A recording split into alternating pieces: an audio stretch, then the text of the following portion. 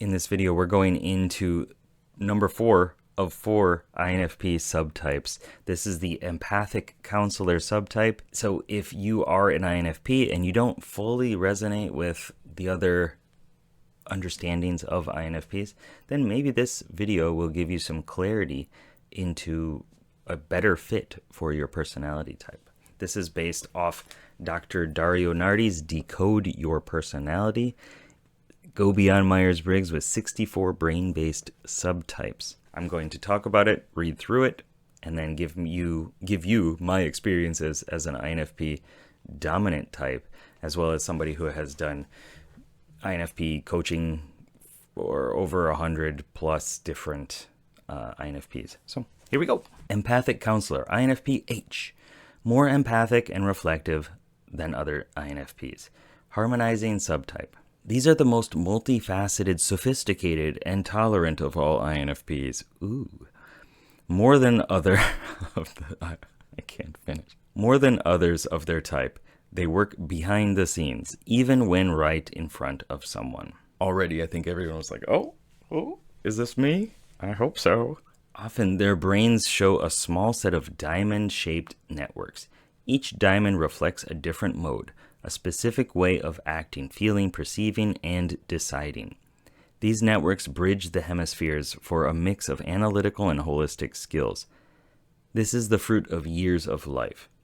Moreover, underneath these specialized networks, a bed of zigzag connections brings in other skills for listening, speaking, language-based reasoning, internal awareness, and observational skills. These zigzags link brain regions that don't normally dance together. Thus, these INFPs can make dramatic, intuitive leaps going from A to X to M. Taken together, their way of thinking is complex and unusual.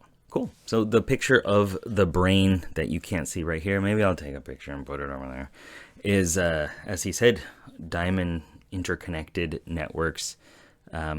As opposed to the faithful supporter, the normalizing type was checkered grids, checkered farm fields, as he said.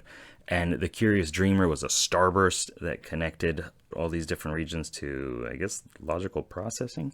And then the noble champion, the dominant subtype, was like all in the front. I think it was interesting that he mentioned this is the fruit of years of life. The brain develops as we use it in certain ways. If you have a career that is technical, you're going to gain more technical skills around that, and your brain is going to be shaped in order to fit that.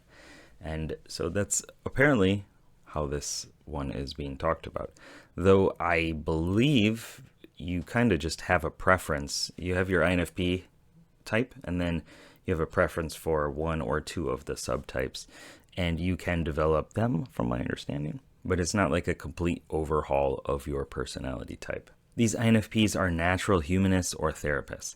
Overall, they tend to be more right-brained, giving them a clear, holistic style.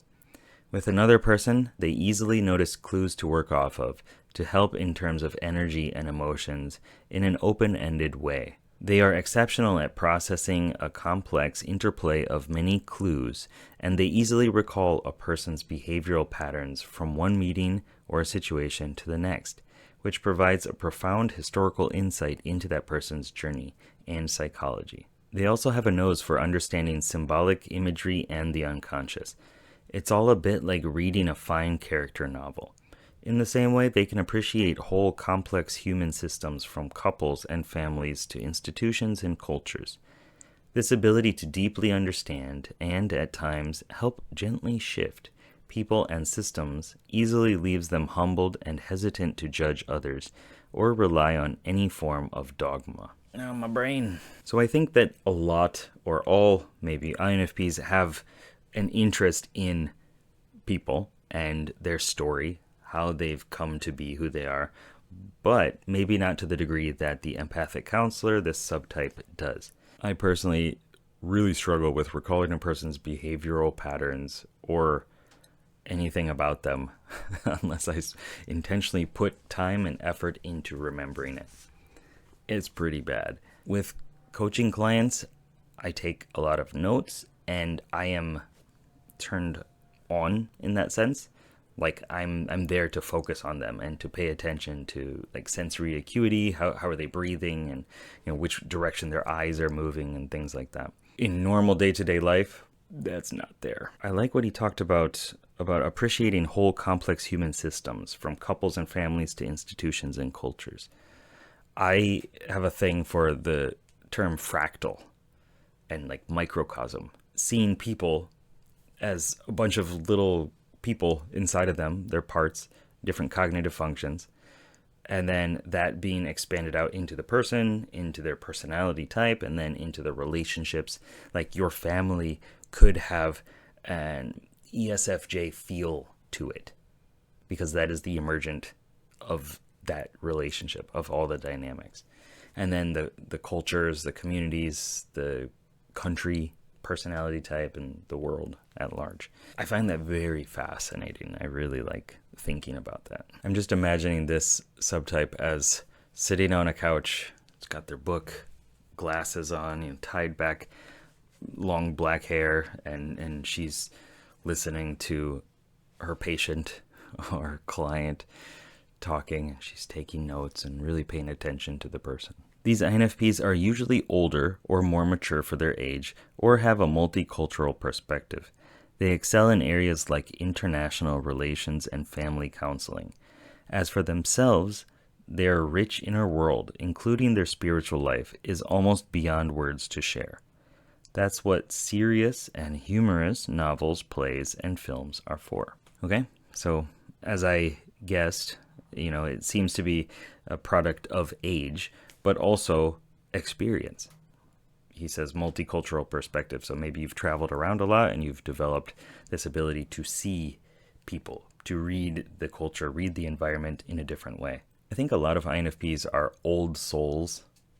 Like, I remember just when I was a kid thinking more and feeling more through everything than most other people after I calmed down. I think at this, it was like a mix for a while. For a while, I was spaz. I was just like so full of energy and all over the place. And then I calmed down, and then I started really pondering. And maybe that has this kind of feel to it too. And then maybe some of us grow out of it or change in certain ways. And there's so much that is unshareable within INFPs. There's just such a deep level of like, there's no way of communicating this word or this feeling except through metaphor, or it could be a verbal metaphor or artistic metaphor. That's why I feel that it's important to label it, to get to understand, like, what does it feel like? What does this emotion or value feel like to me kinesthetically? Is it like a bubbliness? Is it a solid pillar? Is it like the universe, the cosmos around me? I feel that helps me understand myself better and communicate it in ways to other intuitives. I don't know if all sensors would be like, yeah, I got it. Some of them, of course, but usually it's for self-communication so that I can understand myself better, and then if I want to, communicate it with somebody else. So that has been the Empathic Counselor INFP Harmonizing subtype. I hope you've enjoyed this series. I want to know, if you are this type, how are you using your personality type strengths to benefit you and the world around you? And what else have I got? And you can check out this video over here to go to one of the other subtypes. I don't think I can put them all up here. Playlist. Maybe I'll make a playlist. And you can check the description or the comment section below to get a link to all of the other different subtypes, so you can watch those and get to understand yourself or your friend, your other INFP in your life, if you got one, and make life better.